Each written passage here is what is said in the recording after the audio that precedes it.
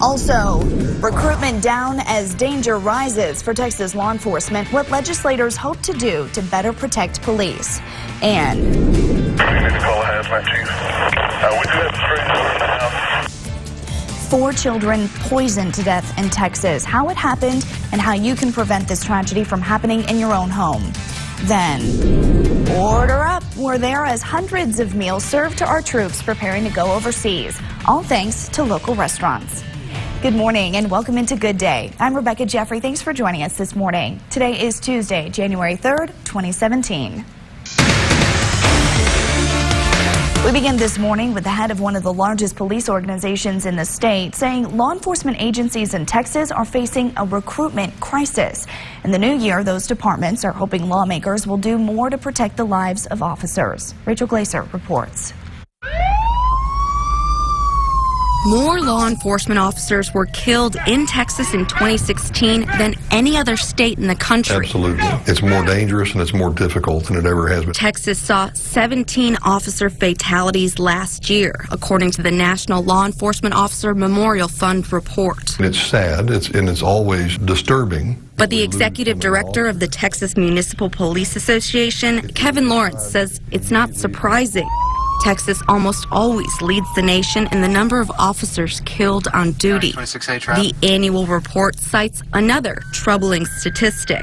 Nationwide, law enforcement deaths in 2016 jumped to the highest level in 5 years. There's been a huge increase in the number of officers killed by gunfire. Lieutenant Governor Dan Patrick wants to outfit every law enforcement officer across the state with better body armor. Officers need better equipment, better training. We need better staffing levels.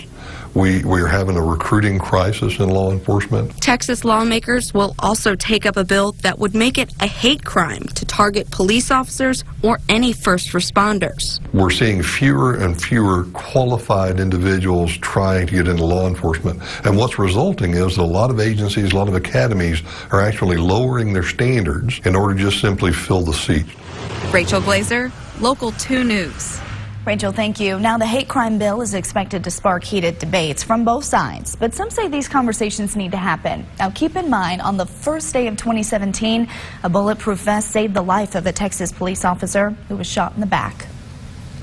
Now, your weather on the Tubes.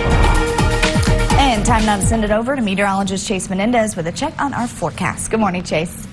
Well, good morning, Rebecca. Happy Tuesday to everybody. We've got some clouds coming into the Permian Basin from the west today. Those clouds aren't going to stick around for too much longer. After the sun comes up, we'll start to see a diminish in the cloud cover. But temperatures a little cooler right now than they were yesterday. 44 degrees in Odessa, Midland, 37 in Hobbs, about 50 in Carlsbad, 42 down there in Presidio. Now, while those temperatures are colder this morning, we're actually going to see a higher high temperature today. And wind speeds are going to stick around, though. About 12 miles an hour in Odessa, Midland, 18 in Carlsbad. Guadalupe Pass not showing up, but they're about 20 miles an hour right now. And we'll see those wind speeds bounce between 5 and 10 miles an hour, and finally diminishing into the evening hours.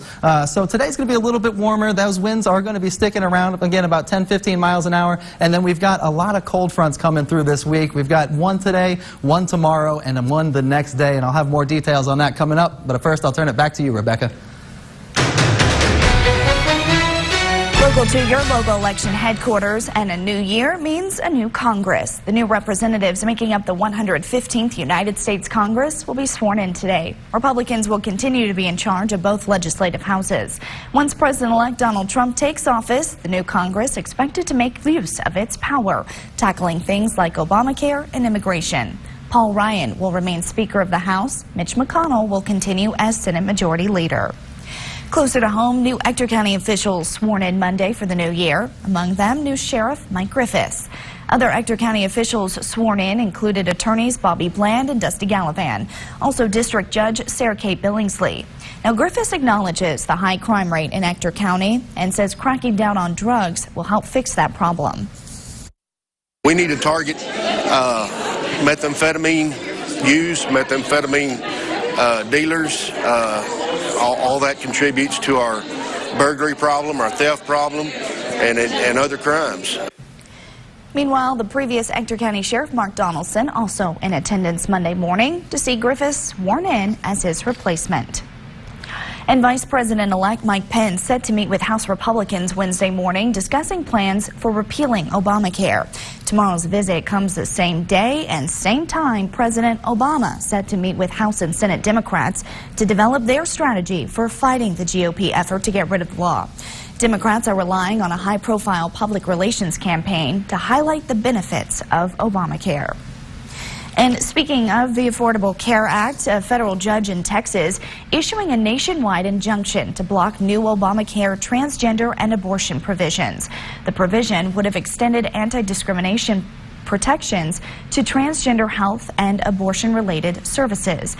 The order said the policy infringes on the rights of private health care providers under the Religious Freedom Restoration Act. Happening across Texas, a deadly combination of pesticides and water kills 4 young children in Amarillo. The fire department saying 7-year-old Felipe Balderas, 9-year-old Johnny Balderas, 11-year-old Josue Balderas, and 17-year-old Yasmin Balderas all killed. Now 6 other people who were in that same home now in the hospital, some seriously ill. Maggie Rulli has been tracking this story for us. She brings us the details this morning. With prayers and a candlelight vigil, grieving neighbors remembered the victims as authorities tried to understand why they died. For something like this to happen and just for them to just go all at once, it's kind of like a tragedy that just hit home because this can happen to anybody. When rescue crews arrived at this Amarillo, Texas mobile home, they smelled something dangerous, and then they saw the unconscious kids. 4 children would ultimately die. 2 kids that are not awake and a bunch of others that are having a hard time. 10 people, all from the same family, were found with severe chemical poisoning from a lethal gas called phosphine. Amarillo fire officials say someone in the residence sprayed a common pesticide containing aluminum phosphide under the house to help get rid of mice. The family complained about a smell, so they tried to wash it away with water, unwittingly causing a lethal chemical reaction. It's unclear how long they'd been living above the toxic combination. Now, aluminum phosphide is one of the most commonly used agriculture pesticides, and because of that, it's one of the most common causes of poisoning. And unfortunately, there's no antidote. And the 3 involved in the deadly mid-air plane crash out of McKinney, now identified. In one plane, father and son, Greg and Tim Barber. They were flying New Year's Eve while Tim was on Christmas break from the Air Force Academy. One family friend says Greg Barber was retired Air Force, a scoutmaster and devout member of his church. We've learned the other plane clipped their tail, causing this crash. Meanwhile, the other person killed in the crash has been identified as 48-year-old Robert Navarre of Frisco. The National Transportation Safety Board is still investigating this crash. Moving to your Crime Watch now, the search is on for a wanted fugitive out of Odessa this morning. Police telling us they're looking for this man up on your screen, 46-year-old Javier Ayala. He's wanted for assault by strangulation, family violence. We're told he's an Hispanic man about 6 feet tall, weighing about 220 pounds. If you have any information on this man's whereabouts, call OPD. And over the New Year's holiday weekend, pedestrian hit and runs taking the life of one and injuring another in the same day. First one happening over in the 1300 block of 57th Street near Kermit Avenue. We're told a 7-year-old boy was struck by a small 4-door passenger car. He was transported to the University Medical Center in Lubbock and later released. DPS continues to search for the suspect. If you're just a witness or if you saw something that you may think be valid information or helpful to our investigation, please come forward. It doesn't implicate you in a crime.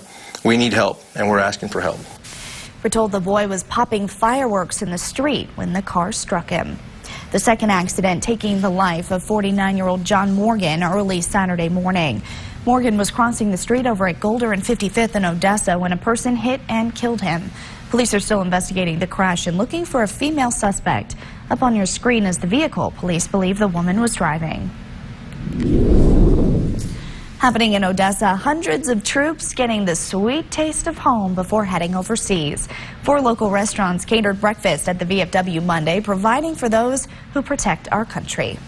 Helping hands coming together in Odessa as hundreds of soldiers make their way overseas to serve our country. Left here with a smile and plenty of food. thanks to everybody that was part of it. 250 troops on the road to be deployed. Stopping by the veteran foreign wars, greeted with full plates and smiling faces of the people donating time and money to show their appreciation. Breakfast for them, lunch sacks, so they could take in the bus when they leave. Jesse Porras has donated his time feeding people in the community for years. He says as a veteran himself, he knows how these soldiers feel. Kept them occupied and having them relax because they were fixing to leave here and go to the duty station. Businesses like Mama's Kitchen, Ahua's, John Burritos, Taco Villas, and HEB jumped on board to give these servicemen and women a warm West Texas welcome. They seemed fairly happy when they got off the bus. I know they were a lot happier when they got on the bus. We had an outstanding turnout. And the soldiers feeling the support of the ones they serve. Compassionate enough to give them our time, which they're going to do for us. In return, we were here to support them. Jessica Vallejo, Local 2 News. Now, your weather on the 2s. It's just a small token of appreciation, but certainly, as he said, he knows what those guys are the men and women what they're going through right then, and absolutely being able to provide a little comfort. Yes. Might be just what they needed. So, love that. West Texas is the place that never stops giving. That's what I'm learning. Exactly. Yeah. Even on January 2nd at the time. Or 3rd. And now 3rd. Oh, yeah, true. You're right. It was yesterday. Yeah, so you're right. There's that. But in the meantime, yesterday and today, kind of similar in terms of weather. Yeah, pretty similar. Both pretty calm. Both